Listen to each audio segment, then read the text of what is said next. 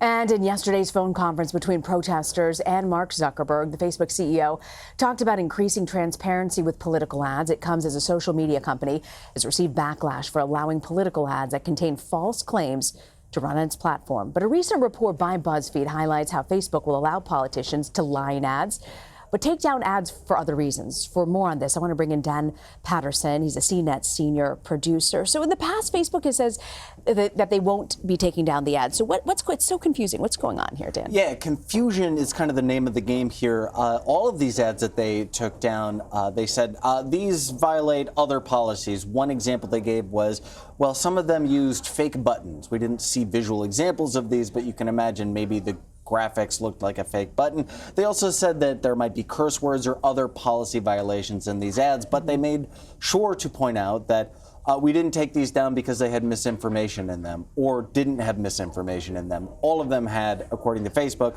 other reasons. And last week, Mark Zuckerberg said that they would not be taking down political ads. Here's sort of how or ads with misleading or false claims. Here's how Zuckerberg defended that. Now, we don't fact check political ads, and we don't do this to help politicians, but because we think people should be able to see for themselves what politicians are saying. And for the same reason, if content is newsworthy, we also won't take it down even if it would otherwise conflict with some of our standards.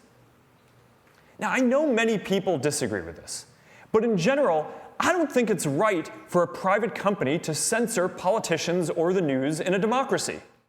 So, Dan, what is the criteria for Facebook for taking down ads? Yeah, so I was on the call with Mark Zuckerberg yesterday, and he made a point that really stuck with me and many other reporters, and that is, look, we publish policies about that guide how ads will be taken down, but you shouldn't look at this as a static document. In fact, you should see this as a dynamic document that will change, meaning the policies in this document will change over time. So narrowing down what exactly should stay up and what shouldn't stay up, according to Facebook themselves, is kind of an evolving process. Now, whether this is good or not good for disseminating, air quotes, untruth or fake information is also vague and opaque through this policy kind of vetting process. It's just unclear.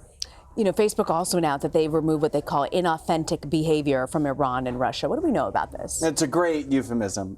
Generally, we refer to this as propaganda, or another word would be lies.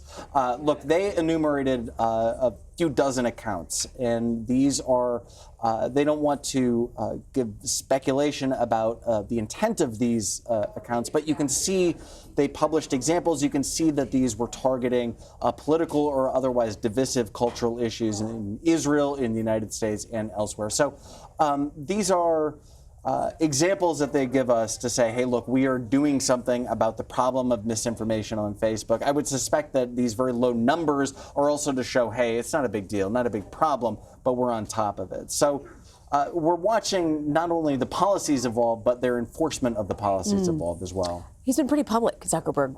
You know, he had that speech in Georgetown last week, and tomorrow he's expected to testify before the House Financial Services Committee. He's going to be talking about cryptocurrency, Libra.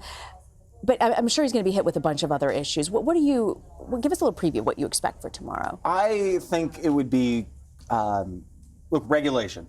It might come in a number of different forms, but look, lawmakers want to make sure that when Facebook rolls out a cryptocurrency, it doesn't disrupt not just financial markets, but all of the markets attached to financial services.